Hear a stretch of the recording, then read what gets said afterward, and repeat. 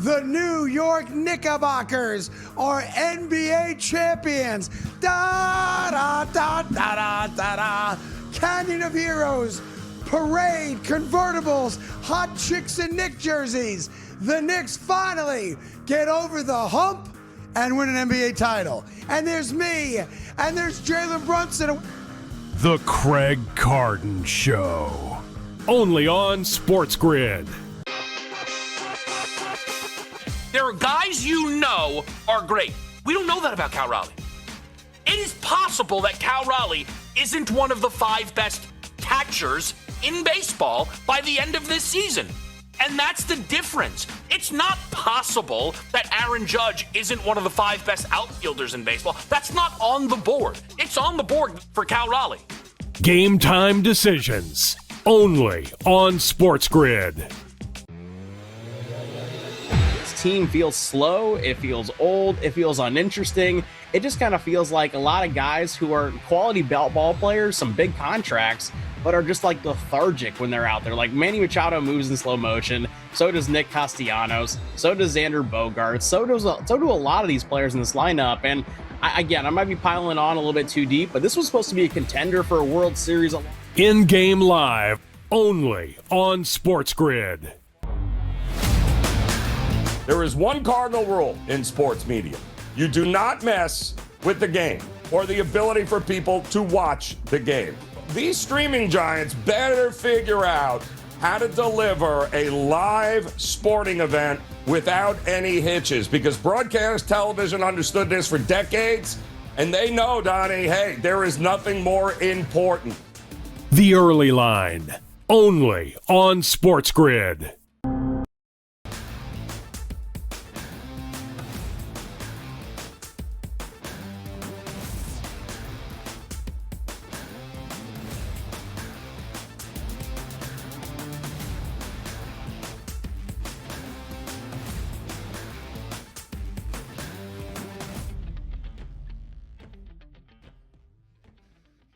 It's a Monday in action right here on the Early Line, and my goodness, what a weekend it was. We have so much to go over. Was there Major League Baseball that maybe didn't take center stage? Yes, it was there. The New York Mets, are they even a Major League Baseball team? We'll question that. My Philadelphia Phillies, after a 2-7 homestand, getting blanked by the Braves this weekend in a series. Yeah, we'll get to those. How about the NBA, which yesterday had a couple games on, a 12.5-point spread, a 12.5-point spread, and a 17.5-point spread. Was this the last week of the regular season with teams tanking? No, it was the playoffs. Excitement across the NHL. And Joe Ranieri, the NFL, making a blockbuster trade, and we'll get to in just a few moments, maybe another blockbuster trade postmarked for June the 1st with A.J. Brown. It's Donnie Rightside. It's Joe Ranieri. It's a Monday. You know this show is stacked, Joe, and we're ready to go.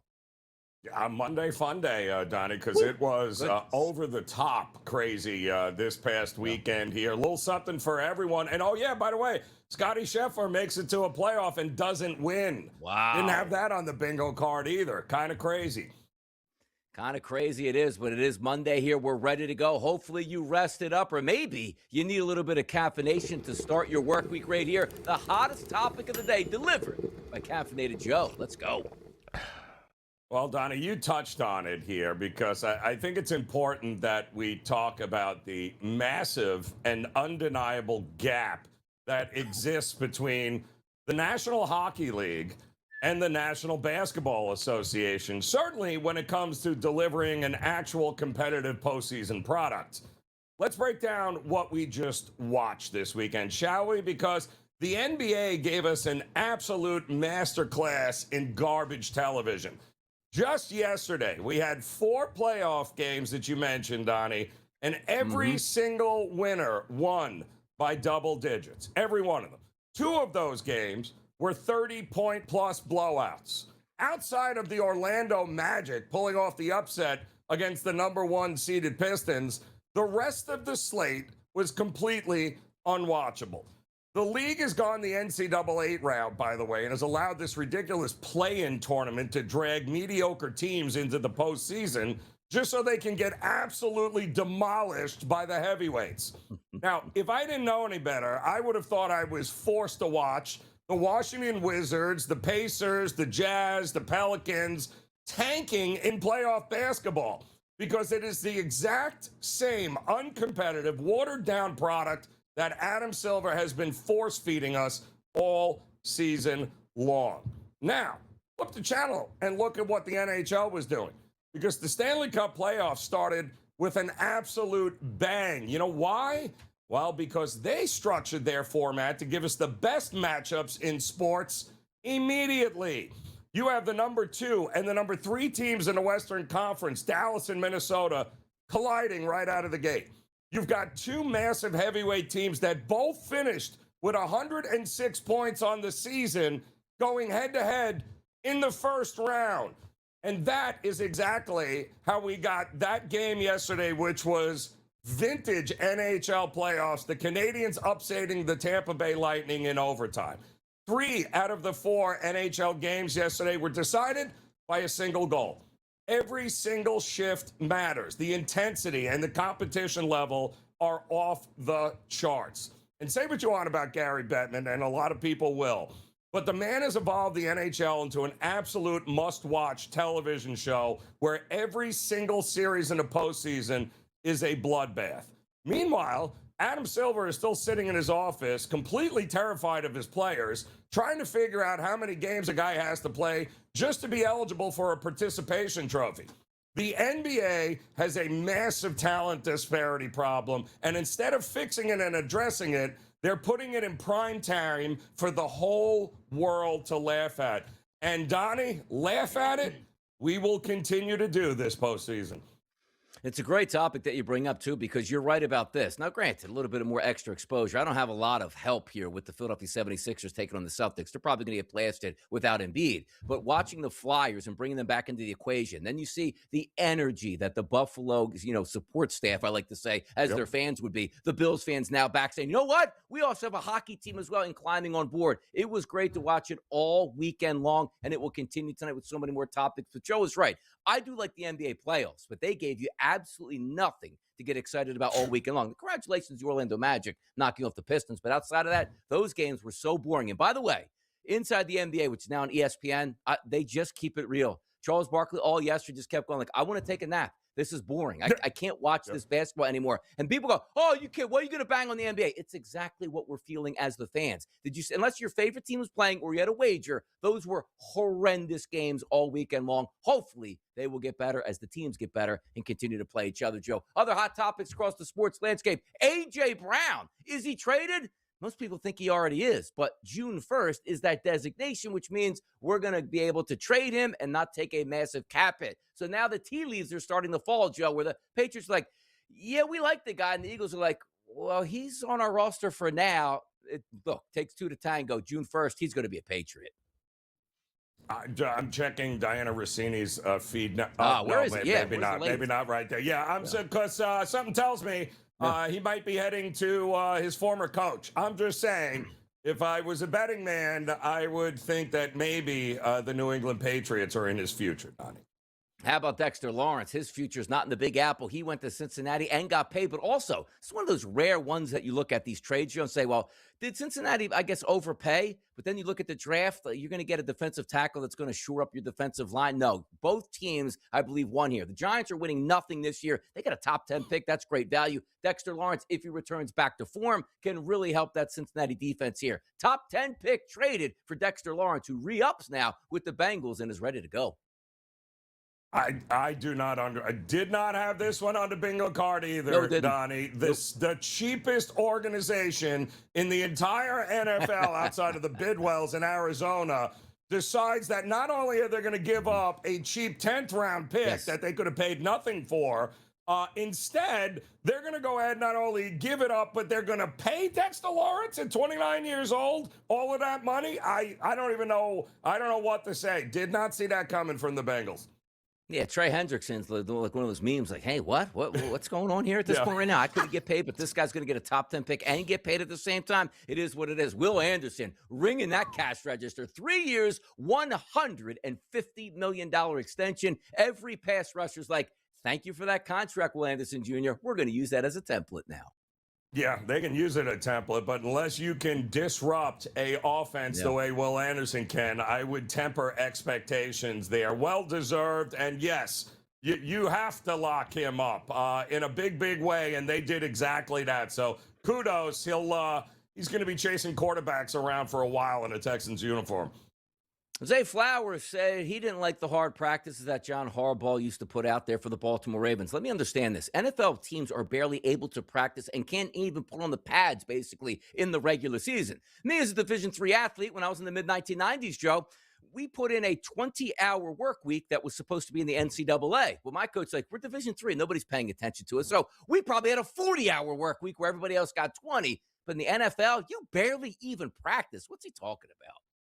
Well, I mean, listen, if you'd actually hold on to the ball more, maybe Harbaugh wouldn't have to have such hard practices because you were that unreliable, Zay Flowers. I'm just saying, maybe, just maybe, if you did your job better, there wouldn't be a need for all those hard practices.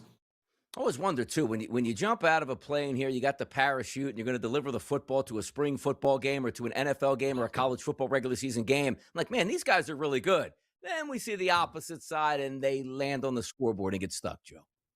Yeah, it happens, Donnie. It doesn't happen often. Would not have wanted to be in there in the stadium there. But yes, I guess sometimes crazy things happen like that. That was just mind-blowing. It really was. Braylon Mullins back to UConn here. He'll get paid in some nice NIL money. Caitlin Clark seems to limit her injury risk. And how about this? Charles Barkley and Michael Jordan. They might play golf together. Much more coming on the early line. Now we get down to business on a Monday. We'll be right back again.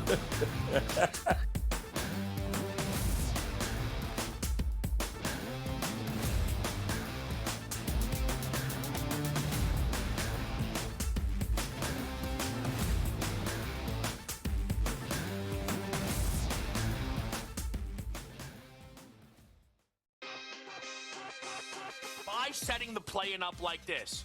What the NBA is letting everybody know is that the back-to-backs are completely unacceptable and the worst thing about their schedule.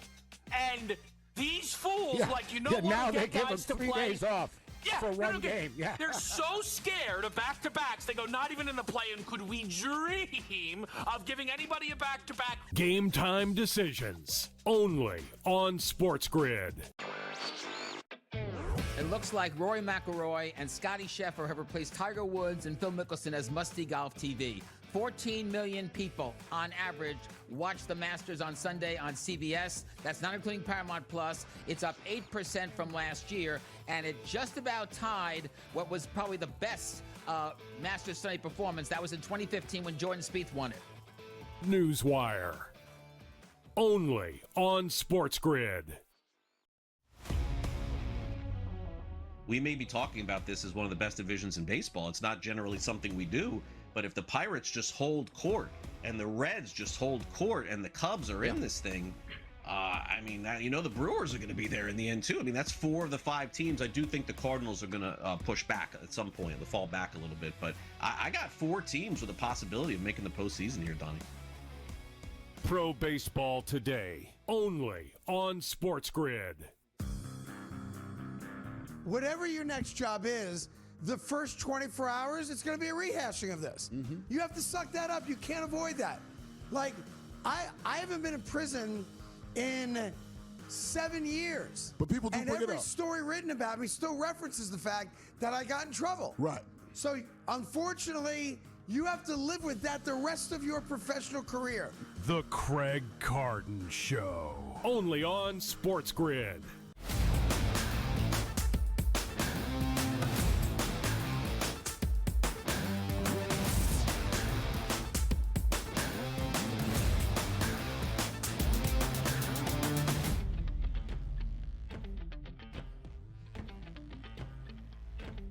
Today's top Spreadlines here on the early line, playoff edition, and yes, some Major League Baseball. We got a triple header tonight, Joe, 7 o'clock, 8 o'clock, and 10:30 Eastern. So let's go to game number 1 in Cleveland. 7 o'clock start. The Toronto Raptors are in town to take on the Cleveland Cavaliers once again. This line opened as an 8.5 spread here on FanDuel and still sits at most outlets, as you see the graphic, minus 8.5. The total, 223.5, dropped 1 point to 222.5. But Cleveland tonight, once again the favorite over Toronto. Joe, give me a spread line tonight for Raptors Cavs.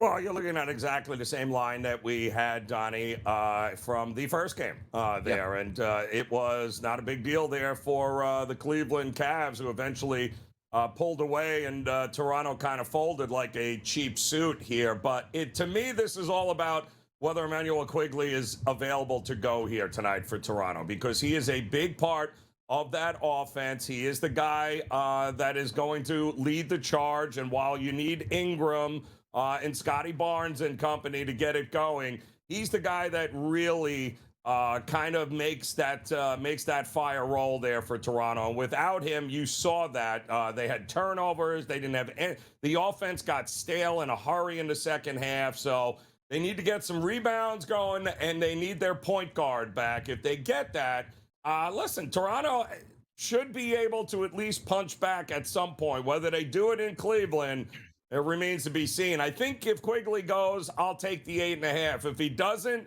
we could be looking at yet another blowout here tonight, Donnie. Yep. Another fun first round here in the NBA. Hopefully it does improve. But let's go over to the ice, because tonight we got 4 games on the docket tonight. 7 o'clock, 7:30, 9:30, and 10 o'clock. But we're going to go to Pittsburgh, where Saturday night special, the Philadelphia Flyers, back in the playoffs, knock off the Penguins. They'll look to take a 2-0 series lead tonight, but they are not the favorite here, Joe. You take a look. Philadelphia, the underdog, coming in with Vladar in goal, minus 152 favorite for the Penguins, and a total of 6.5. Give me a spread line tonight there for Flyers Penguins.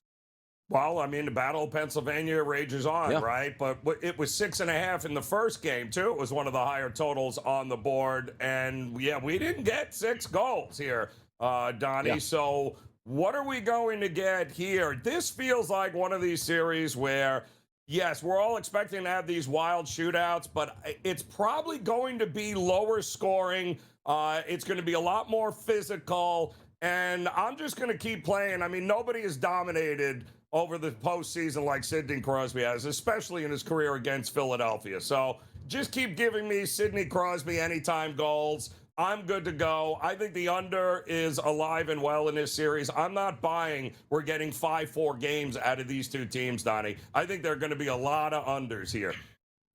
Let's see what happens in this one. Philadelphia, the road team, again, the underdogs, won in game number 1. Let's shift over to a 9:30 start tonight. Minnesota on the road to take on the Stars. Also, Joe, the underdog, winning game number 1 with a 1-0 series lead. Dallas at home opened up as around a minus 130 price. So moved up slightly, Joe, only to minus 134. And look at this total, 5.5 listed. Minnesota, 1-0 series lead over Dallas. What's the spread line we can anticipate tonight? Well, there's a few guarantees in life, right? Death, taxes, and Ottinger and Dallas never winning an opening game at home in the postseason and looking terrible. The problem is it's likely going to continue because they usually don't win the first 2 games of any series, Donnie. That's how they roll for some very strange reason. I mean, coming into this tournament, I thought that these two teams were about as even as you can get. But the problem is, and what you saw is no Rupe Hintz there for Dallas. That's a problem. And they're hoping he's going to be available to be back on the ice tonight. Otherwise, Kasparov and Quinn Hughes and company, they had their way with this Dallas team. And Ottinger obviously can't be counted on to save the day all the time. They need Hintz in that lineup. If they do, I think they can even this series up. But if they don't, Donnie, Minnesota could be heading back to Minnesota up 2-0. Final series, final game of the night, just about to get underway in the NHL, Joe. It's Anaheim on the road to take on Edmonton. Edmonton opened up around a minus 165 favorite. That's climbed higher now. 175s, minus 178s in the marketplace, and a total that's listed at 6.5. Anaheim and Edmonton, Joe. Give me a spread line for that one here. This is going to be hilarious. First of all, Leon Draisaitl has been confirmed he's going in this game. So McDavid and Draisaitl back on the ice here, which is great that Edmonton, because they're going to need him here. Not for this series, Donnie, but down the road, they're going to need him. I think Connor McDavid might set the record for the most points and goals ever scored in a series, because the Anaheim Ducks offensively are a lot of fun. Defensively, well, they don't play any, Donnie, and that's the problem. They have no goaltending, they have no defense, but they love to skate up and down the ice and take shots. I think this is going to be the highest scoring series that we have, maybe the most fun from a scoring perspective, but Connor McDavid, and now that Leon Draisaitl is back, they are going to feast on this terrible Anaheim defense here. So, yeah, I think we're going to get a lot of overs in this series, and I think it begins here tonight. Patriots Day. No, we're talking about making a trade for A.J. Brown that'll probably come up here on June the 1st. We're talking about Detroit and Boston, an 11-10 start this morning in Boston. Detroit's going to have Flaherty Grays on the mound here for Boston, and Boston is a slight favorite, despite Boston being a last-place baseball team at 8-13 in the AL East, taking on the Detroit Tigers, now sitting at 12-10 over 500 and just behind the Cleveland Guardians. Flaherty Gray, Patriots Day up there in Boston. What do we got today for this one, Joe? Yeah, a little early baseball, Donnie, and you got to like that. But the problem is the Red Sox offense, it better wake up, and it better get some runs on the board here. Otherwise, this is not going to be good. When you can't count on Crochet to get you in, and Sonny Gray is now going to be your stopper, yikes. And by the way, Boston now 0-13 if their starters pitch less than 6 innings. Unbelievable. They're 8-0 if they can get at least 6 or more innings out of a guy. They're going to need Sonny Gray, guess what, to pitch more than 6 innings if they're going to win this game. I have my doubts. I think Detroit's seen it real well. I think Detroit handles Boston once again today. Yeah, Sonny Gray on the mound, right-handed pitcher. Actually very good against lefties, which you think will be about 5 lefties in the lineup today for Detroit. But for the right-handed batters, a .256 ISO against and a .411 weighted on base percentage. And how about this for Sonny Gray? Remember in the past, dominant pitchers, a lot of strikeouts, 12.4% K rate, which is basically like half of what you need to be in Major League Baseball to try to survive. We'll see what happens. But also, 47 degrees in Boston today at first pitch. Where's the heat and humidity, people? It's right here on the early line. We'll bring that heat next. Keep us around.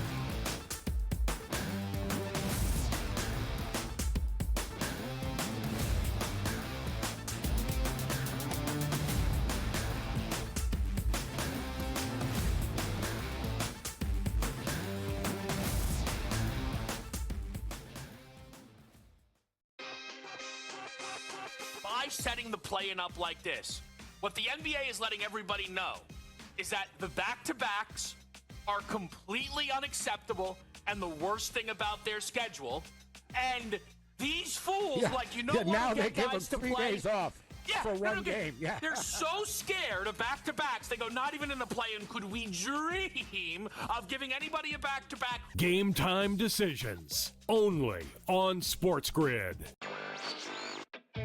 It looks like Rory McIlroy and Scotty Scheffler have replaced Tiger Woods and Phil Mickelson as must-see golf TV. 14 million people on average watch the Masters on Sunday on CBS. That's not including Paramount Plus. It's up 8% from last year, and it just about tied what was probably the best Masters Sunday performance. That was in 2015 when Jordan Spieth won it. Newswire. Only on SportsGrid. We may be talking about this as one of the best divisions in baseball. It's not generally something we do, but if the Pirates just hold court and the Reds just hold court and the Cubs are in this thing, the Brewers are going to be there in the end too. I mean, that's 4 of the 5 teams. I do think the Cardinals are going to push back at some point. They'll fall back a little bit, but I got 4 teams with a possibility of making the postseason here, Donnie. Pro Baseball Today, only on SportsGrid. Whatever your next job is, the first 24 hours, it's going to be a rehashing of this. Mm-hmm. You have to suck that up. You can't avoid that. Like, I haven't been in prison in 7 years. But people do bring it up. And every story written about me still references the fact that I got in trouble. Right. So, unfortunately, you have to live with that the rest of your professional career. The Craig Carton Show, only on SportsGrid.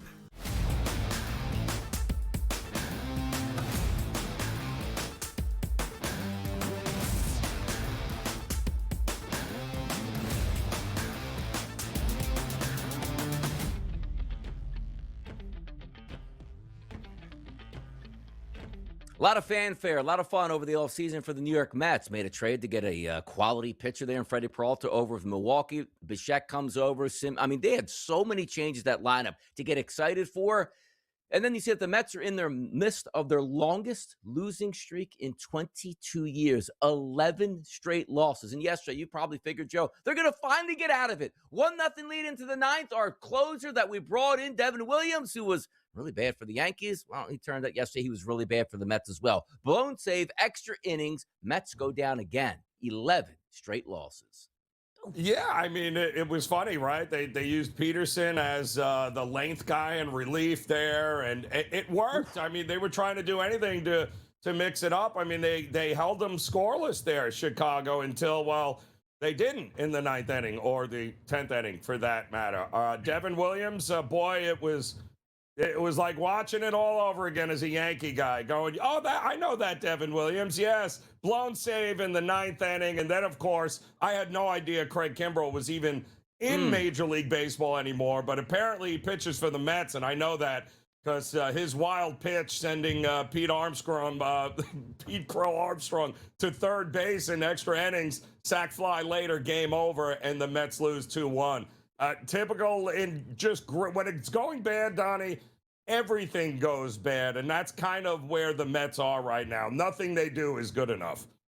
Yeah, Steve Cohen tweeted out last night, everything looked good yesterday. Hey, guys, bright spot. We had the lead in the 9th inning. We just lost it. Baby steps, 11 games in a row. Let's hear from the Mets scrum here after the game talking about what the heck is going on.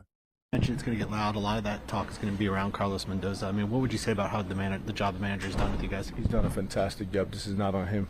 This is not on him. He has make sure everybody here is prepared. Every coach here is prepared, and we have the information. It comes down on us. Mendy's our guy. He's our leader. He's in control, and he's done a tremendous job. We just haven't executed. You know, it would be unfair to put everything on him because at the end of the day, he has gotten the ship in the right direction. We just have to. The people are paddling. We got to paddle and execute. And basically what he's saying is the manager isn't doing anything wrong. Well, you have an 11-game losing streak, which means he's not putting the right lineups out there, not giving you the right motivation. You guys aren't working on the right things. The one thing we do know, Joe, about professional sports, high-priced players, hard to move. Managers, easy to fire. Yeah, and but Donnie, is he just not hanging the lineup card that he is being given from the front office and the analytics department? Is he not writing it down correctly? Is he hanging it on the wrong wall? Like, what exactly is his role on this team besides babysitter? That's all Major League Baseball managers are. He's not making any decisions. That's ridiculous. All he's doing there is putting up the lineup card. And I agree. It's not on him. The manager has nothing to do with this right now. It's execution. And by the way, did he overpay for Bichette? Was it him who wrote the check? Like, I don't know what to tell you here, but a lot of that money not spent on the right guys so far. That's for sure. Certainly not. Phillies place Johan Duran on the 15-day IL. It's like, hey, man, the guy's really overworked. He don't even get in the games because the Phillies can't win anything anyway, but this guy's down for 15 days, abdominal strain, never a good look, but nothing going right for the Mets and or the Philadelphia Phillies right now. No, and it all comes back to offense, right, Donnie? I mean, listen, the Phillies had a 2-0 lead before I had the blink of an eye last night there. They had their rookie on the mound. And give Atlanta credit. Atlanta is mashing right now, but the Phillies just can't get the big hits, and they can't be consistent when they need it. I thought it was a great start to the game with a Schwarber bomb and then nothing for the rest of the game, Donnie, and that's the problem. The run it back Philadelphia Phillies, where every fan in the city goes, this is not going to work again. The Phillies like, we'll pay money. It'll work here. It's going exactly the way you thought it would right now. Let's hear from Rob Thompson. He might be walking the plank soon, too. A lot of frustration, you know. We're disappointed. We're frustrated. I know they're trying hard, sometimes trying too hard. So, you know, but yeah, I think guys are upset. You know, we're off to a slow start here, but it's going to get better. Two cogs that Phillies fans didn't want back was JT Realmuto, which after they lost out on Bichette, actually got a pay bump because they had no choice but to bring him back. And then you take a look at Alec Boehm in the middle of that lineup. We wanted to move on to get a real third baseman. They kept him here. The run it back Philadelphia Phillies, Joe, not having so much fun right now running it back. Yeah, I mean, and here's the problem. This is a veteran-laden team who, we're going to blame the manager now. Who else fault? It's like they look tired, Donnie. They look like a tired baseball team. It's only 20 days into the season. Joe's supposed to be raking right now at the plate. He's doing nothing. We'll be right back. Yep.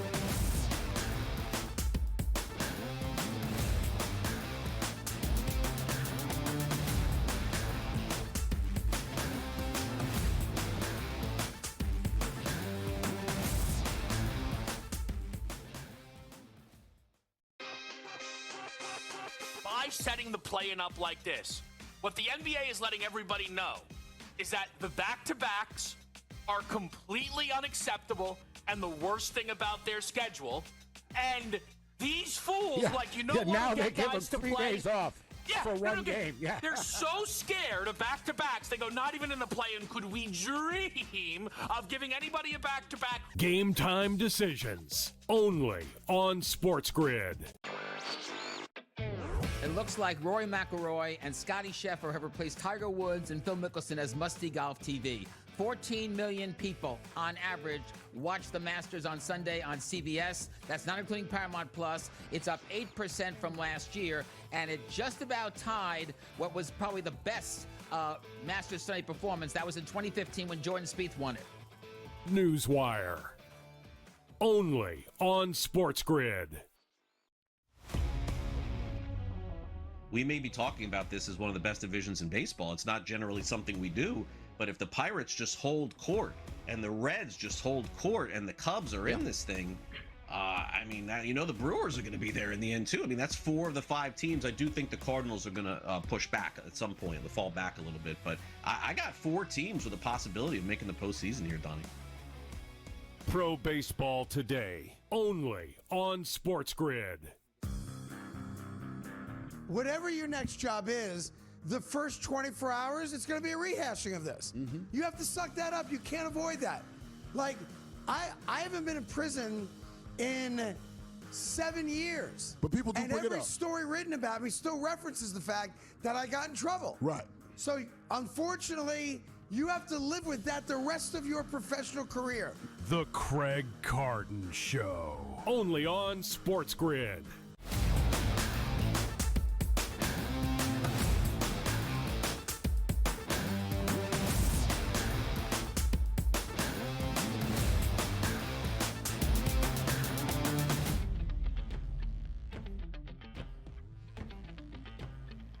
The association, baby, over the weekend. We finally got through those playing rounds here, and then it looked like we had much more playing rounds on Saturday and Sunday, but hopefully we get some of those back and forth games that we like to see and extended series.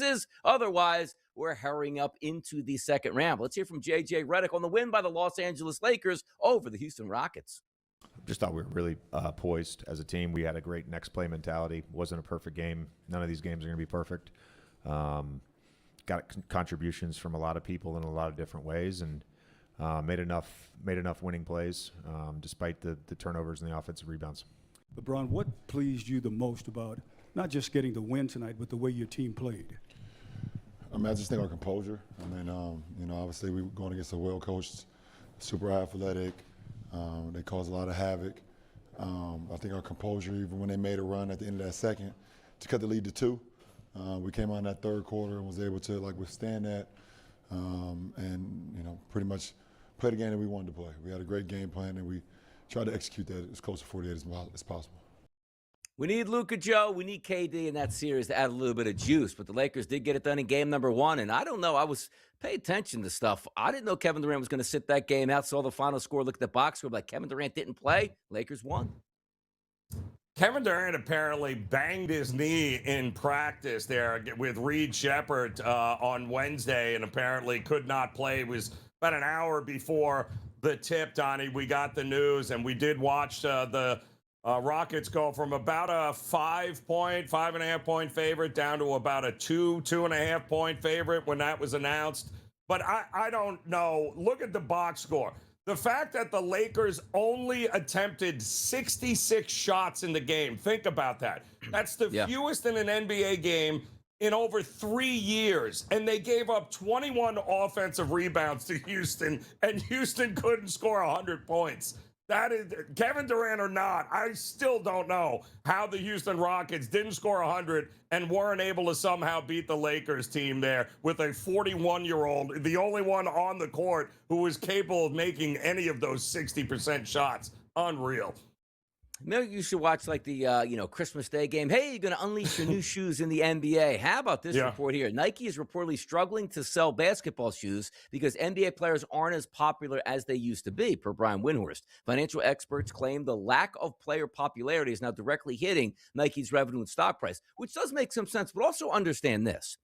The reason why the Jordans are so popular now in retro, Joe, because most of them are really good-looking shoes that stand the test of time from the mid-1980s all the way up till today, and that's what people want to buy. Have you seen, and look, I'm not the demographic that Nike's looking to sell to anymore with their basketball shoes, but I remember being in like grade school, middle school, and high school.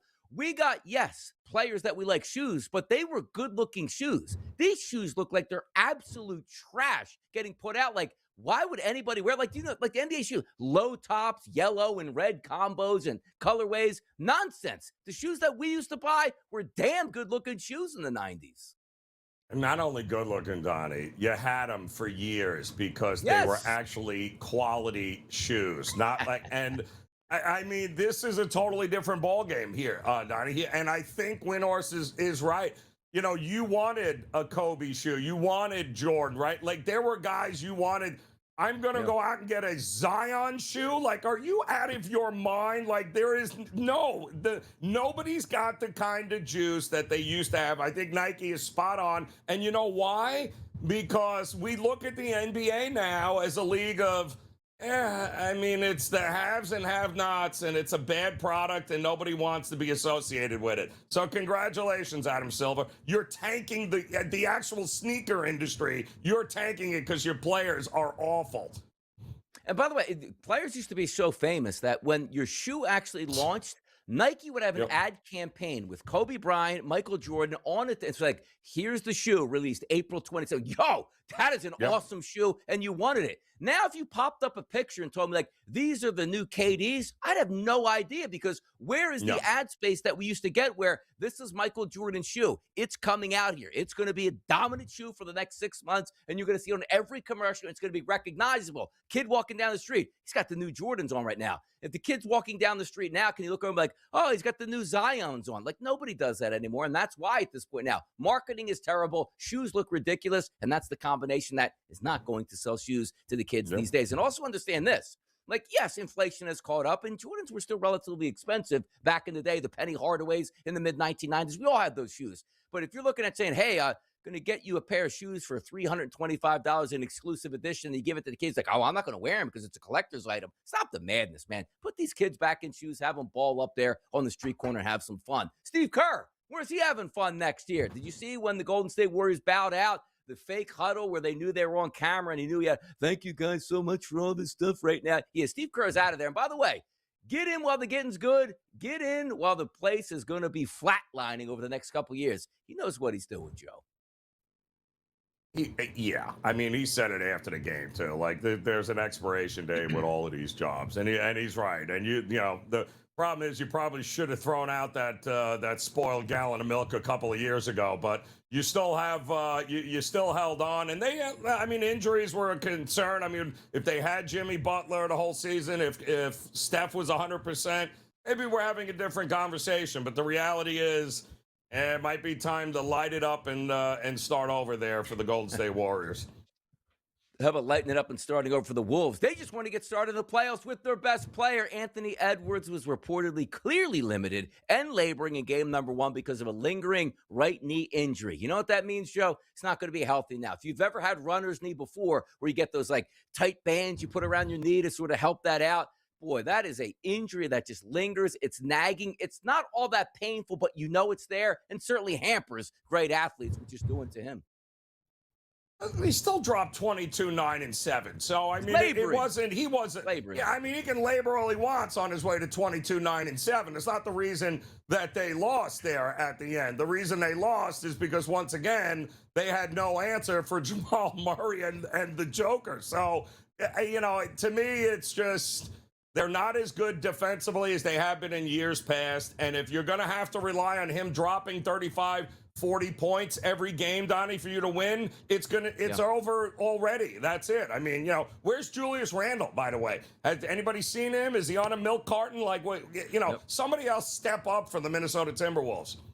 Let me give you a little bit of a vibe in Philadelphia right now. People were excited for the Flyers down the stretch because it gave you a reason to be. Won a game that was exciting on Saturday night. They're going to play again tonight. Win or lose, when the Flyers, come back to Philadelphia at the Xfinity Mobile Center, that place is going to be jumping. It is going to be on fire. Now, case in point, the Celtics and the Sixers, we're not expecting. Philadelphia is talking about this. Just win one of these games so we don't really get embarrassed in a gentleman's sweep. Yesterday, I didn't have a lot of expectations for the Sixers, but maybe a better performance than 123-91. They're going to play game number 2 shortly. The Celtics will win that as well. I'm not so sure if the Celtics, who are hundreds of miles away from Philadelphia, will have more fans in the building than Sixers fans here. The excitement is low, and the Sixers got rocked yesterday, just as most people thought.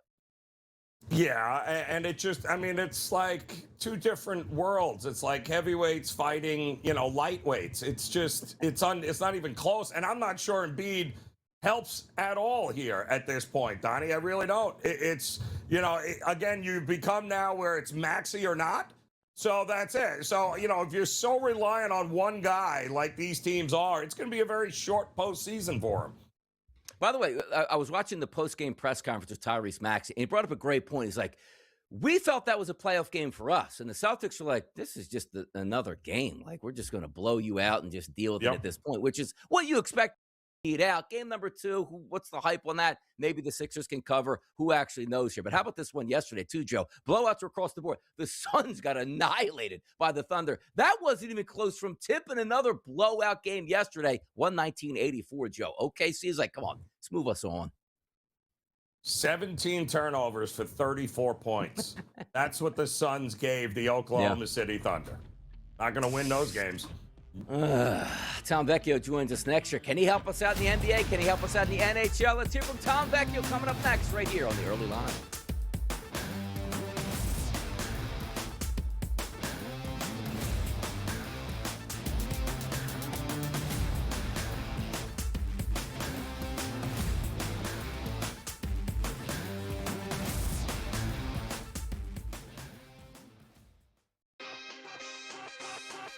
Setting the play-in up like this. What the NBA is letting everybody know is that the back-to-backs are completely unacceptable and the worst thing about their schedule. And these fools, now they give them 3 days off for one game. Yeah. They're so scared of back-to-backs. They go, not even in the play-in could we dream of giving anybody a back-to-back. Game time decisions only on SportsGrid. It looks like Rory McIlroy and Scottie Scheffler have replaced Tiger Woods and Phil Mickelson as must-see golf TV. 14 million people on average watch the Masters on Sunday on CBS. That's not including Paramount Plus. It's up 8% from last year, and it just about tied what was probably the best Masters Sunday performance. That was in 2015 when Jordan Spieth won it. Newswire. Only on SportsGrid.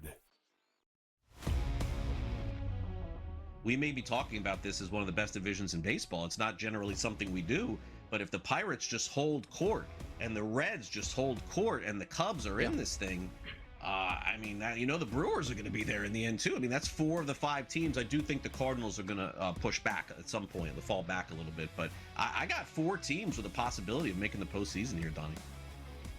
Pro Baseball Today, only on SportsGrid.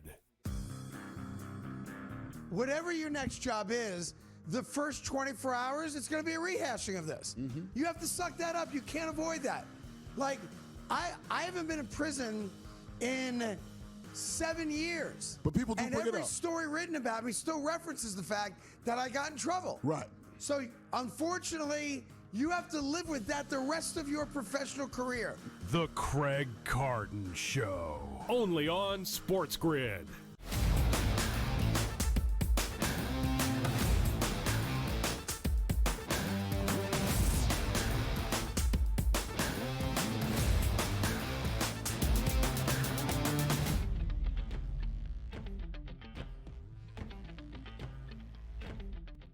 Exciting action across all sports landscapes here. We need to bring in some help. It's Donnie right side. It's Joe and Ari. Now we welcome in Tom Vecchio, who just about to go on vacation. But before he goes, we got a lot to catch up on, Tom, which what happened this weekend. Major League Baseball, the NHL, the NBA, and also, Tom, a little NFL talk as well, heating up on a Monday. How about that? What's good?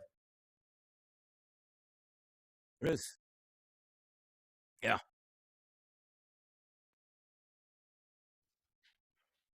We all know, but we have prime NBA, NHL playoff action, a full slate of MLB, which gets started in 3.5 hours or so with Marathon Monday for the Red Sox. Absolutely. Having some fun here, Tom. Let's keep it in the NHL just to start off, because as we were opening up the show, and Joe had a great, caffeinated Joe saying, like, hey, NBA, we waited for the playoffs to get rid of the tanking, and it looks like teams are actually tanking in the playoffs right now with a lot of these blowouts. But yesterday in the NHL, 2-1 Avalanche Kings, 4-3 overtime Canadiens Lightning, 4-3 Sabres Bruins, and then a great comeback for the Golden Knights in the third period here to win 4-2 over the Mammoth. Tell me what you've been seeing here in the NHL and what you're looking at now. Well, yes, those games yesterday, we finally got some scoring going because it started off really slow. Seeing that all the games, or nearly all of them, are finishing within the puck line is at least interesting. Now, I'm not going to say we're just going to go blindly betting underdog puck lines. The Flyers are, +1 or +1.5 is -188. So we're not blindly betting that. But the underdogs are live to win, and they're live to keep it close. And we're also seeing more and more unders, which is good outside of yesterday's results, obviously. But seeing a Flyers pen 6.5 today has me leaning towards the under. I think we're not going to see these teams get out and boat race one another and see the games end 5-2 outside of the Dallas-Minnesota game. I tell you, the Montreal-Tampa game was so much fun to watch. Montreal upstart. Two teams with 106 points during the season. Yeah, they can play, and that is going to be a good series. I'm not sure the Edmonton-Anaheim series is going to be as good, but Draisaitl is back. He's going now. So with this Edmonton, they can score 7 goals, so it doesn't matter who's in goal for them.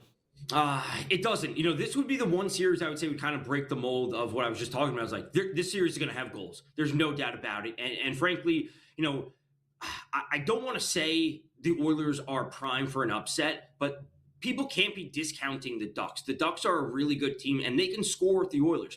Previously when we saw the Oilers versus the Kings over the last, 5 straight years, the Oilers just outscore them, and they win the games 5-2.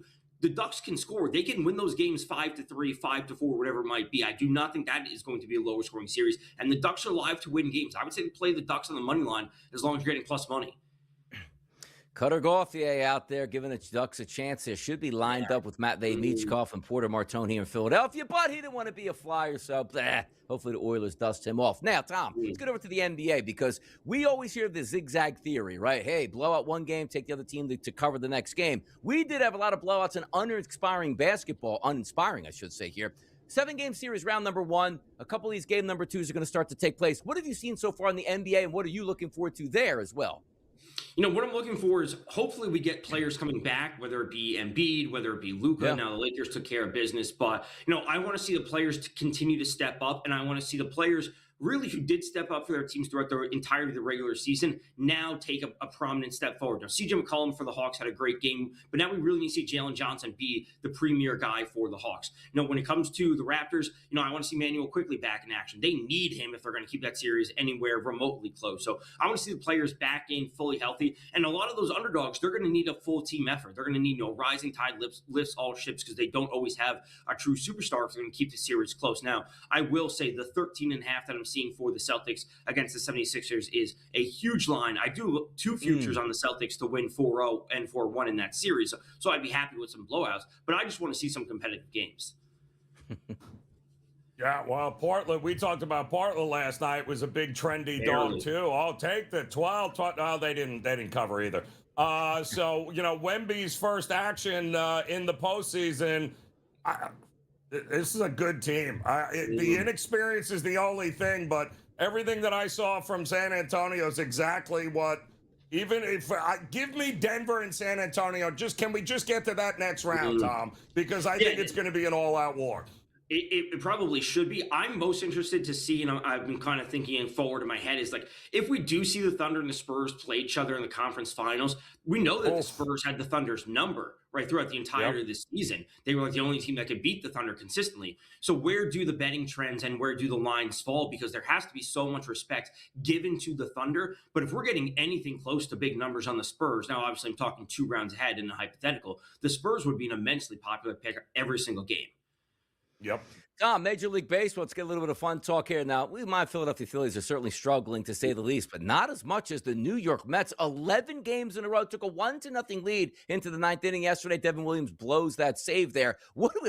Can the Mets get out of their way? And also, still early season betting baseball patterns here. How do you approach today, or is there anything you like out there? For the Mets, they need a shakeup. They need players to step up without Juan Soto gone. We talked about it preseason. I said I hated the Mets number to win the division. I said I like the Braves.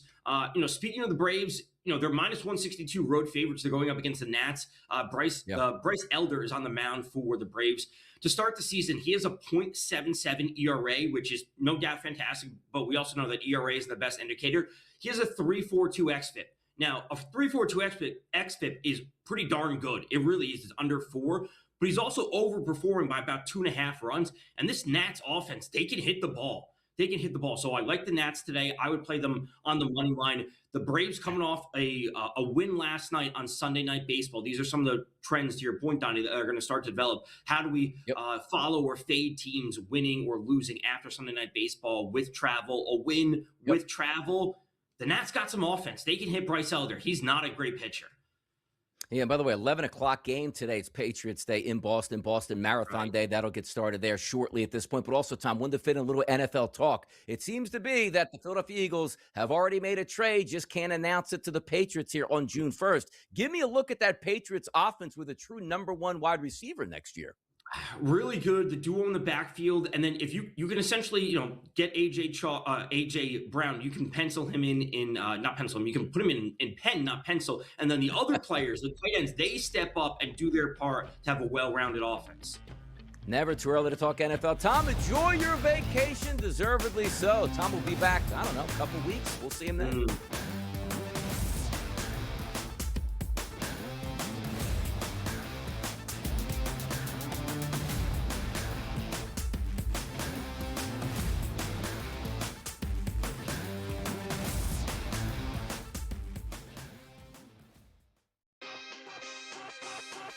Setting the play-in up like this, what the NBA is letting everybody know is that the back-to-backs are completely unacceptable and the worst thing about their schedule.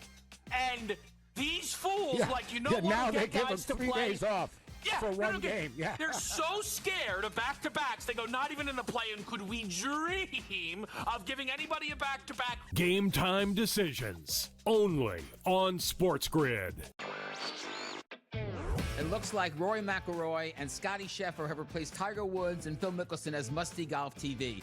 14 million people on average watch the Masters on Sunday on CBS. That's not including Paramount Plus. It's up 8% from last year, and it just about tied what was probably the best Masters Sunday performance. That was in 2015 when Jordan Spieth won it. Newswire. Only on SportsGrid.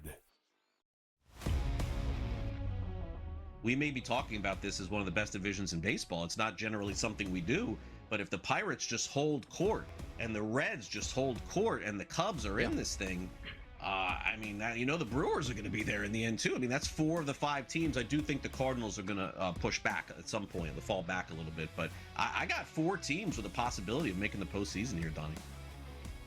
Pro Baseball Today, only on SportsGrid.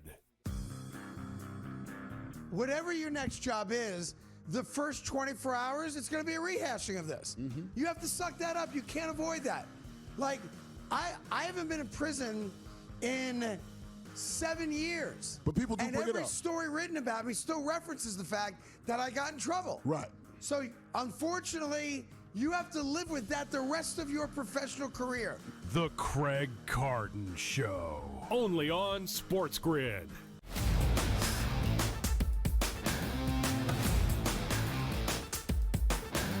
I like the guys fighting the dummies in the streets. I know, right?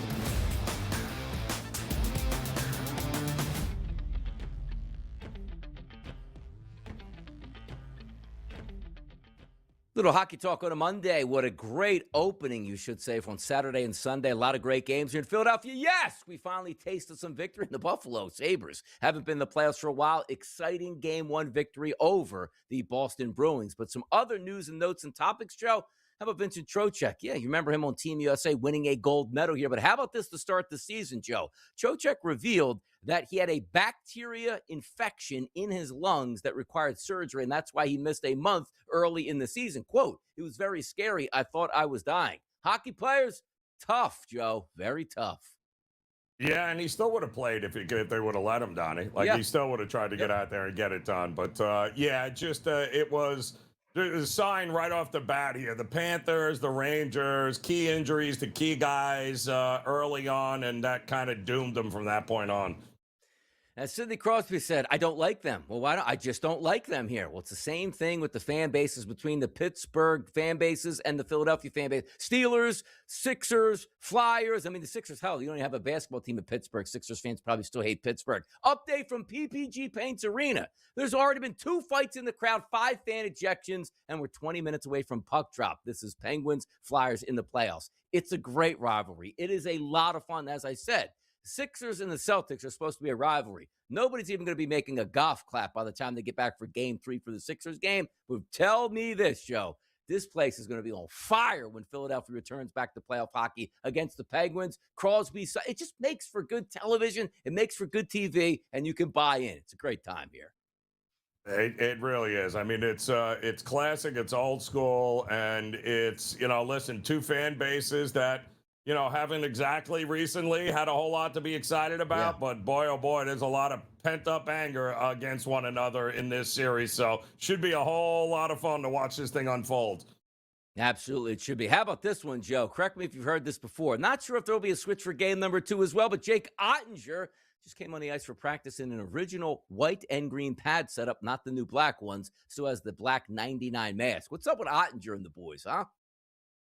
I don't know. I don't know why he refuses to be able to win a game on his own home ice in the playoffs to start is beyond me, but it feels like it's rinse and repeat with him. They just start slow for some reason, but I think they get hints back. They're going to be fine. But Ottinger, we know, heading into the playoffs, Donnie, into that game yesterday, I think he was 5-0 his last 5 games with 3 shutouts. So we know what he's capable of, but my goodness, they got to give him some help here, Dallas.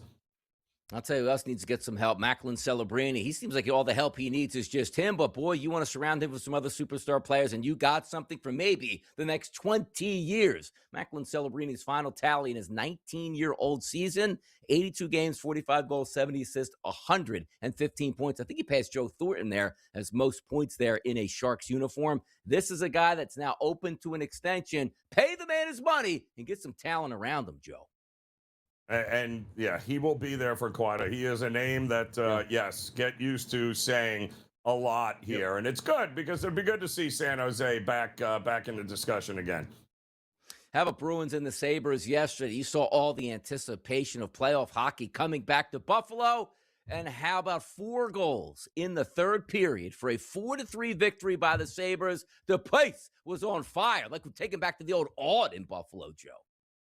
I got to tell you, that was some third period, man. You dropped 4 goals in the third period. It's just unbelievable what's going on there. That too, a very good series with a not a top of mind sort of rivalry like Philadelphia and Pittsburgh, but make no mistake about it, that's 2 blue blood NHL organizations with fans that they got a little something to say here.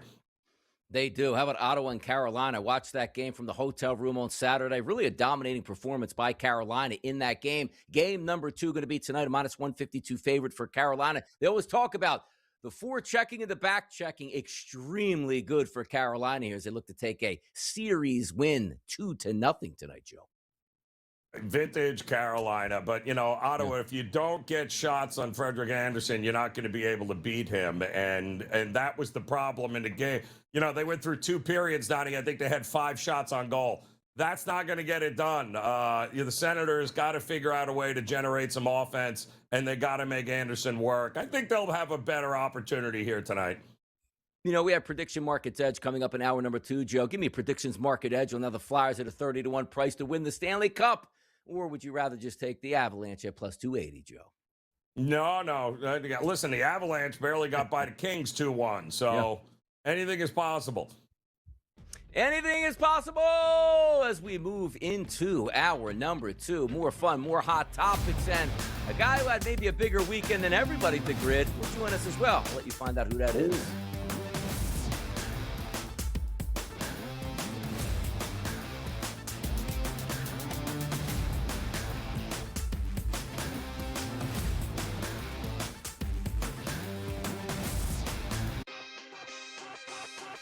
Setting the play-in up like this.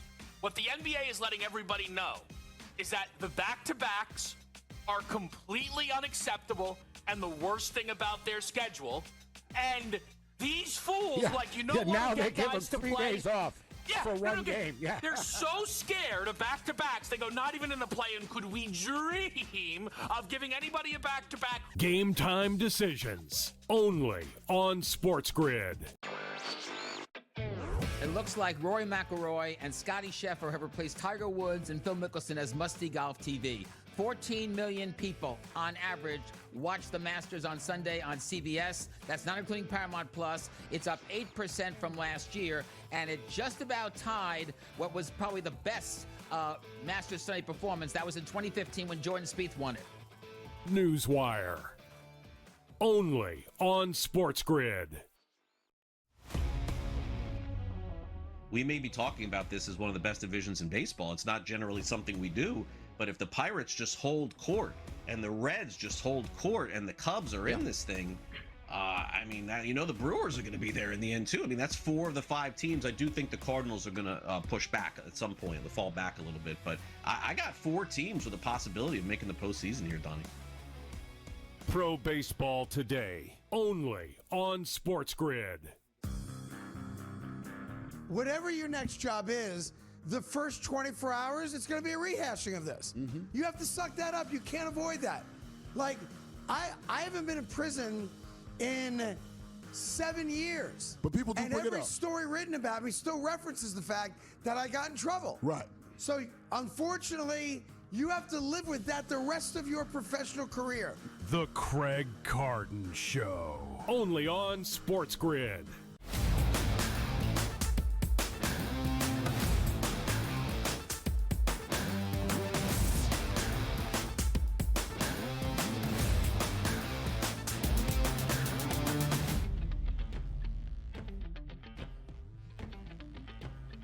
Hour number 2 officially underway. Getting your week started off in style here. Kevin Walsh going to join us in the next segment here. You know as well as I do, it's Monday, new week, new money. We'll have some best bets underway halfway through. And then PME. Yeah, PME is going to be back here on a Monday so we can take a look at investing your money, maybe into the NBA, maybe into the NHL, maybe take a look at golf. You never know where we're going to go at that point, Joe. But we got a big hour number 2 coming up, and that's what we do. Getting the people ready to say, I forgot about it on the weekend. Now I remember, boys. Thank you for that. All right, Donnie. Looking very forward to this week here because I think we got some. Really good opportunities coming up this week to take advantage of maybe a little overreaction happening in the marketplace with some of these games in the playoffs. Maybe a little zigzag in our future here. We're gonna have to see. Maybe so. And also, Joe, bring the people up. Did you know this weekend is the NFL draft as well? So good times abroad as we wait to get into the month of May. But we're going to get into hour number 2 in style by going with the early lineup, the hottest topics across the sports landscape, which does include Dexter Lawrence. Yeah, he was traded from the New York Giants. So you remember us, Joe, talking last week? Like, Dexter's like, I'm out of here. I'll never come back. but they got the number 10 overall pick, which is great for the Giants here. And it just shows you also how desperate the Bengals are. They're like, well, we just can't go into the season next year going like, hey, Joe and the boys, score 50 a game because we have no shot to beat anybody. You needed a building block to start somewhere. They traded the 10th overall pick and a $28 million extension for Dexter Lawrence here. They're hoping on a wing and a prayer that he's their guy, Joe. Yeah, listen, I didn't think anything was going to happen until after the draft and, you know, have an opportunity to actually get your guy. But, hey, listen, you know, Harbaugh said everybody is tradable, right? And you get a team that's offering you the number 10 pick in the draft for a guy, yeah, you're going to take it, Donnie. And that's exactly what the Giants did. I just couldn't believe it was the Bengals that did it, but I guess it's win now and keep Joe Burrow happy. Otherwise, not going to look good here for the Bengals moving forward. You know, he goes, by the way, like Andrew Luck, like, I got a ton of money. Why am I risking this to get my brains beat in every single weekend with no chance to win? Maybe Dexter Lawrence helps out. He should, because that defensive line and defense was terrible last year. It can't get any worse. Will Anderson's like, you know what? One of the best young and up-and-coming players in the National Football League at a premium position, and I won a premium contract. And, oh, he got it, Joe. 3 years. What? Is this a quarterback? $150 million. How about that? It, man, you terrorize quarterbacks and you blow up run games, and yes, worth every penny there, and it's going to be a lot of fun. He's not even, I don't even think he's in his prime yet here, Donnie. I think we're going to see even better things from him coming up over the next couple of years. So lock him up, and that's exactly what they did. NFL players' work week, they do put in a lot of hours, Joe, but it's not really a lot of hours on the practice field itself. It's almost like you're going to school, right? You show up in the morning, you get some breakfast, you get a workout in, you head to a players' meeting, then you head to a team meeting here, then you get the playbooks, then you go out to the field and start the practice, which only really lasts like an hour and a half. And also understand this, Joe, once you get to, I think, week 10 or 11 in the NFL, you only have 3 padded practices. Like, oh, 3 a week, yeah, that's still 10. No. 3 over like the final 3 months of the season here. So Zay Flowers was really like, hey, you know what? Didn't like Harbaugh's really tough practices. They don't even practice in the NFL anymore. What is he talking about? Yeah, exactly, Donnie. And you're having a hard practice likely because, you know, you keep dropping the ball and fumbling it, running the wrong route. So, yeah, I would imagine that's it. I mean, last I checked, football is a tough game, and it starts with tough practices, Donnie. But I guess not for Zay Flowers, huh? Yeah, look, by the way, keep that graphic up there for a second. Bring that back up, because I'm going to read the quote. Bro, we full pads. However many practice pads you can get, every single one 100%. That's not the case. Just told you. You can basically have like 1 padded practice a week if you're lucky midway through the season. Maybe when you padded practice, you're upset. And by the way, as a wide receiver, he's like, we're doing one-on-ones. What do you mean? Yeah. You're going to go one-on-one against a DB in practice? You're upset about that? What are we talking about? Yeah. Just want to roll out of bed, Donnie, like get on the first tee, right? That's it. Just tell me what time to be there. I'll be good. Yeah, because it's a shocker you haven't won anything. It really is. Yeah. How about Virginia Tech here, just trying to get out there in the James Franklin era? Hey, look at that. Let's get patriotic. Look at the guys flying down. Wait a second. Is he on the scoreboard? Yeah. The parachuter hit the scoreboard, Joe. Kind of crazy. It really was. I mean, it's it's kind of interesting, right? So you're going to be like, wait a minute, is that a dude hanging from the... Yeah. Very interactive, that scoreboard all of a sudden, Donnie, right? Like, wow, that is some 3D. Crazy. You ever jump out of an airplane with a parachute, Joe, or not with a parachute? No, thanks. No, a lot of ways to go, Donnie. Me being responsible for it is not going to be one of them, Donnie. I'm telling you that right now. Nope. Yeah. Nope. Yeah, I'm not a big fan of, or hey, let me get my pilot's license and drive around a little Cessna up there or something like that, or a single engine plane. Yeah, not for me, people. Keep me right on the ground. Oh, hey, look, there's guys jumping out of planes. Looks pretty cool. Not for me at this point. Nope. Braylon Mullins, you know what's cool for him? NIL must have got a hold of his NIL agent and said, you know what, man, why don't you come back? If you're a late first-round pick, we can actually pay you a little bit more. There you go. Braylon Mullins back in town for UConn. Well, I love the kid. Going back to UConn, staying put, and once again, competing for national championships. I love it. I think it's a great move by the kid, and I think he's Sky could be the limit for him, Donnie, because he could be one of the best shooters in the country next year. And don't worry, he'll be eventually a top 3 or top 5 pick here coming up. By the way, Caitlin Clark saying, you know what, I'm seeking to limit my injury risk this season. It feels like, Joe, we haven't seen Caitlin Clark play basketball in like 5 years. The WNBA gets through their CBA. Everybody's getting paid, and hopefully she is, quote, 100% healthy, but managing the reps in training camp. Bring her back. Let the ratings go. Let's have some fun. It's been a minute, Joe. So she's basically telling you we got load management coming up this year. Is that it? Like she's gonna be very. I'm just saying. I mean, now that she wants to temper the injuries. Well, the only way I know to do that is by not playing, Donnie. So it should be interesting to see how that goes.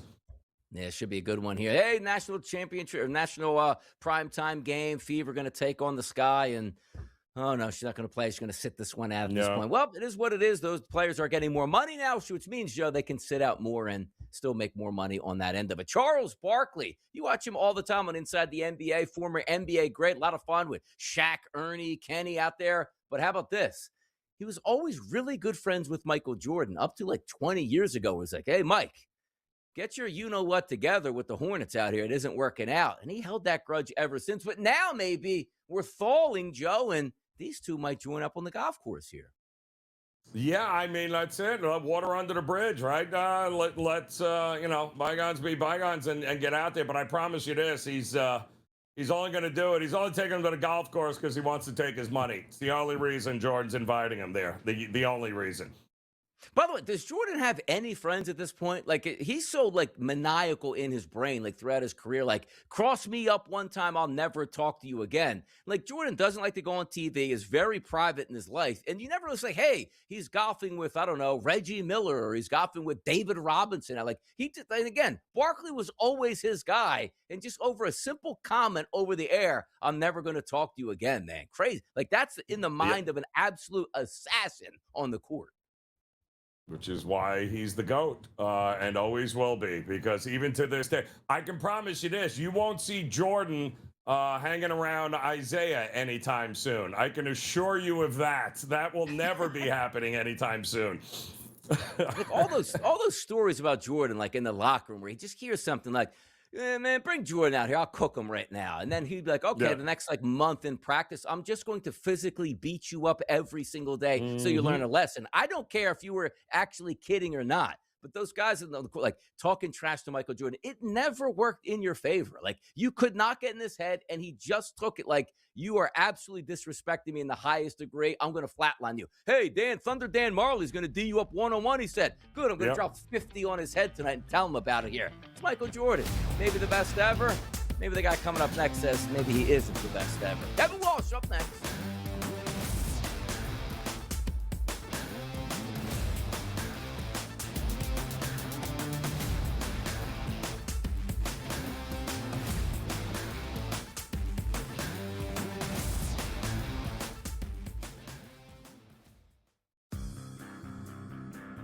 The New York Knickerbockers are NBA champions.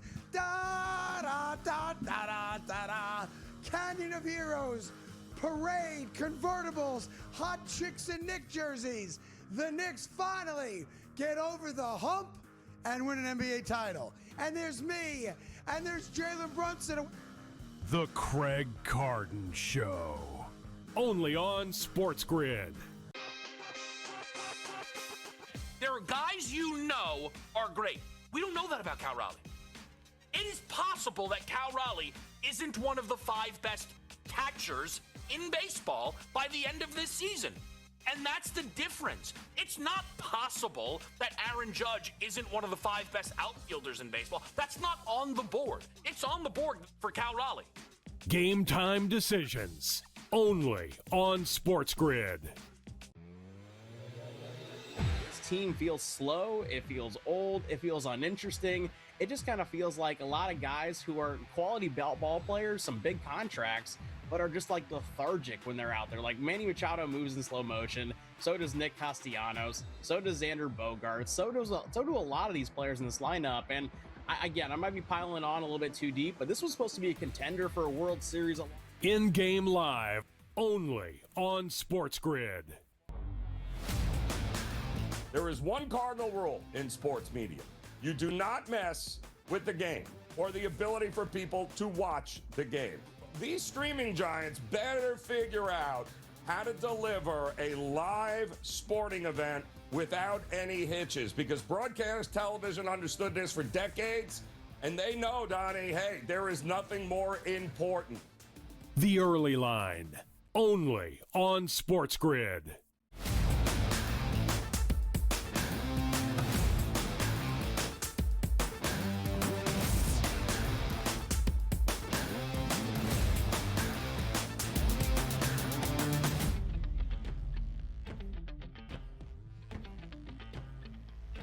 We're just getting started on a Monday. We got an exciting week. You got the NFL draft, you got the NBA playoffs, you got Major League Baseball, you got NHL hockey, and so much more. It's Donnie Wrightside and it's Joe Ranieri. And the goal, when you absolutely get through these grueling playoffs, is you get to put on a ring.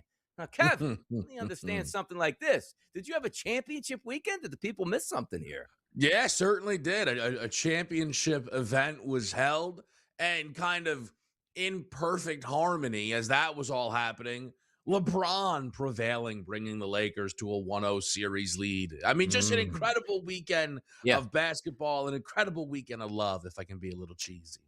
There you go. And by the way, the wedding was fantastic, but understand this too. Kevin didn't want to come out and walk down the aisle because he wanted to watch WrestleMania. Any truth to that, Kevin? Like, No. You're just like, you know what, delay this because WrestleMania's out here? There was no truth. Here's a real story from the wedding. I finally get to the table, and I have one friend who I know follows sports, but has been duped many times. Right? Like, did you know that Draymond just retired? Like, just random stuff. He goes, "Did you know Dexter Lawrence just got traded for the 10th pick?" I go, "Well, that's a lie. There's simply no way that Dexter Lawrence is a Cincinnati Bengal," because I'd like to think I know what's going on. Turns out I was a little bit busy, so that was a real stunner. To find that out, basically, after I was getting off the dance floor for the first dance, I started trying to play a little bit of catch up. By the way, Joe Ranieri, did you know it's a family affair here in the Northeast for the people at the SportsGrid Network? Take a look at this. Look, we always get post-game reactions. This was a little post-game reaction right here. And by the way, if you notice everybody in there, can you just pick out one of the suits that's different from anybody else's? Can you, Ranieri? How is Joe Lisi not passed out by this point in the event? I'm just curious. Why is he? Did he change into his blue costume right after that? Very impressive. Very impressive. We were. All right, where do we go from here? Well, certainly we had a nice engagement over the weekend, a lot of fun to have by all, but also we got a lot of basketball to talk about here with you, Kevin, and we're all going to get into the NFL draft a little bit later, but watching over the weekend, I'm a Sixers fan. I know what I'm going to get out of this Boston series. They hammered them, but were you surprised that outside of Detroit, the superstars and the super teams come out and be like, come on, man, get us to the next round? Yeah, it was interesting, and I think in a way it almost justifies the loss for Detroit a little bit. This might be some mental gymnastics out of me, but I just don't think we were going to be handed 8 game number ones where it was every home team pretty, comfortably, right? Not that they were all bad games, but even in the closer games, like the Lakers were in control, right? Despite it only being by 9. The Nuggets felt in control. It was an 11-point victory there. So I think it is a little bit surprising. You needed an upset somewhere. I think it becomes very interesting, though, because you quickly realize there's still more pressure on these home teams up 1-0, right, than the road teams because they haven't gotten back to their building yet. So there's still, I think, a lot of pressure on Boston, even, Donnie, to not let Philly grab a little confidence before getting back to Philly. There's a lot of pressure on the Lakers, right? I know that game's not tonight, but there's a lot of pressure on the Lakers to win game number 2 because they're at home. They're the dogs in this series. They have to protect home court advantage. It's going to be interesting to see how much overreaction we get from game 1s to game 2s here, especially in some of those blowouts that we got yesterday. But I still, listen, Atlanta, there were moments, Atlanta and the Knicks, that Atlanta certainly proved and showed that they could hang with the Knicks, and the Knicks were just too much in the second half experience. But I don't know that I want to zigzag my way through any of these games here tonight, Kev. I mean, who's got the best shot at bouncing back? Atlanta is the one, Joe, that's really sticking out to me because as I look more through, I guess, what should be the rhythms of these series, the Knicks are not, especially with this core, home court juggernauts in the postseason. That was one of the things that Knicks fans were really frustrated about, I think, somewhat during last year's run, feeling like they allowed the Pacers to get them in Madison Square Garden. And that's not something that they thought that really should have been as much of an option as it was for the Pacers throughout that series.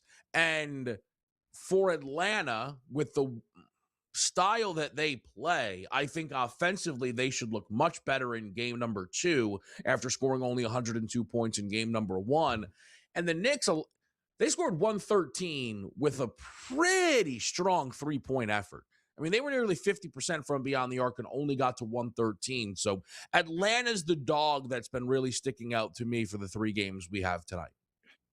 All right, let's switch over to some more pressing matters today. A nice little bombshell drops in the morning in the NFL, which seems to be, we've already agreed upon this for months right now. And that's A.J. Brown to the New England Patriots here. It has to be done on June 1st because that's when the salary implications for the Eagles drops a little bit here. Not surprising to see that, Kevin. I didn't think A.J. Brown was going to get traded during the offseason. This doesn't make sense. I don't know if they'll wait till June 1st, but once they got Wicks, I'm not saying like the Eagles getting done, like Dontavian Wicks was that's their other number one. It's like this room doesn't make sense here, and this signing is kind of puzzling at this point. A.J. Brown on the move. Talk to me a little bit about what you're talking about this week for the NFL draft, and also big move in the NFL. Like you get a number 1 wide receiver in New England, that changes some things. So the 3 of us, I think, talked a little bit over a week ago about just kind of some of the moves the Eagles have made and does it signify AJ's gone? And I said, I've expected AJ to be gone. I don't know if I expected, this is essentially an announcement that the Eagles and Patriots have agreed on a trade. Yes. And A.J. Brown is a New England Patriot. It's almost, Donnie, something that lets Patriots fans know, hey, when we're on the clock at pick 31, when we don't take wide receiver, don't be worried. We already have A.J. Brown. I think what's super interesting, though, just to bring that Dexter Lawrence trade back up, there was a lot of shock that they were able to get the 10th overall pick. A.J. Brown, positional value, I think is worth more than Dexter Lawrence.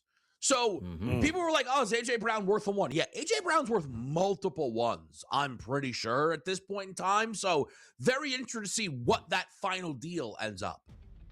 Should be a lot of fun here. Catch Kevin Walsh Game Time Decisions, little pro football today. It's draft week, people, on the SportsGrid Network, and Kevin's going to have you covered. We'll be back after this short break.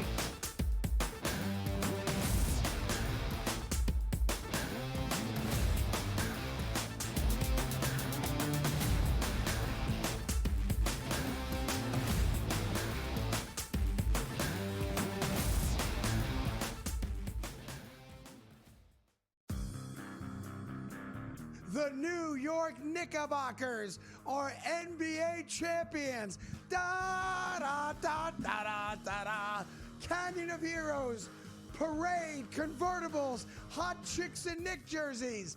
The Knicks finally get over the hump and win an NBA title. And there's me, and there's Jalen Brunson. The Craig Carden Show. Only on SportsGrid. There are guys are great. We don't know that about Cal Raleigh. It is possible that Cal Raleigh isn't one of the 5 best catchers in baseball by the end of this season. And that's the difference. It's not possible that Aaron Judge isn't one of the 5 best outfielders in baseball. That's not on the board. It's on the board for Cal Raleigh. Game Time Decisions. Only on SportsGrid. Team feels slow, it feels old, it feels uninteresting. It just kind of feels like a lot of guys who are quality ball players, some big contracts, but are just like lethargic when they're out there. Like Manny Machado moves in slow motion, so does Nick Castellanos, so does Xander Bogaerts, so do a lot of these players in this lineup. And I might be piling on a little bit too deep, but this was supposed to be a contender for a World Series. In-game live. only on SportsGrid. There is one cardinal rule in sports media. You do not mess with the game or the ability for people to watch the game. These streaming giants better figure out how to deliver a live sporting event without any hitches, because broadcast television understood this for decades, and they know, Donnie, hey, there is nothing more important. The Early Line, only on SportsGrid.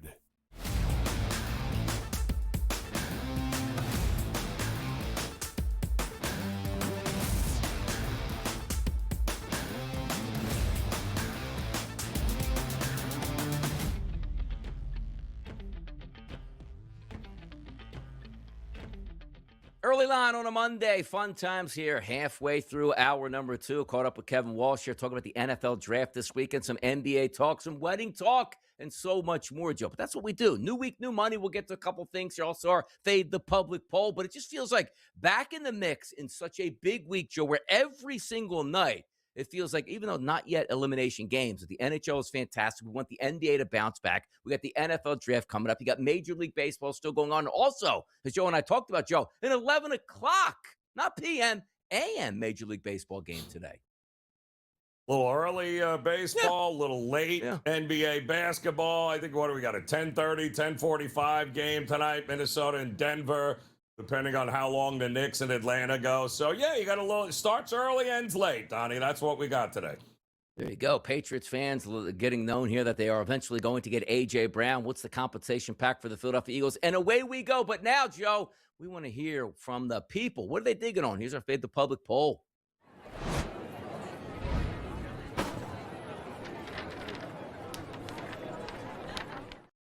This poll probably will surprise some people, but then again, when you think about it, it absolutely does make sense. You say, like, man, we love Major League Baseball playoffs. We love the NFL playoffs. NBA, once they get there, they play for real. But how about this, Joe? Which league puts out a better playoff product? Running away with it so far is the NHL. And you don't have to be an NHL fan to actually agree with this if you understand the lengths it takes to win a Stanley Cup. Yeah, it's hard to win in baseball. Yes, it's hard to win in the NFL. Of course, it's hard to win in the NBA. But the passion that comes out in the NHL, where it's basically blood every single night with some sweat and some tears here, leading the way, the NHL, Joe. How do you feel about that one? Yeah, not a shocker, right? We talked about this, Donnie. Nope, not a shocker at all here. And listen, I don't see that changing anytime soon, Donnie. Do you? I don't. No. I mean, this is the bed that these leagues made, and it usually takes a little while for the fans to catch up. But I mean, there is no denying what the best product on the field, court, or ice is right now. No doubt about it here. No doubt. The NHL, fantastic stuff. And again, huge card tonight. We'll continue to go through round number 1 and keep the people updated here, Joe. But now, it's new week. It's new money. Some best bets for the people out here. Here comes Bye, Bye, Bye.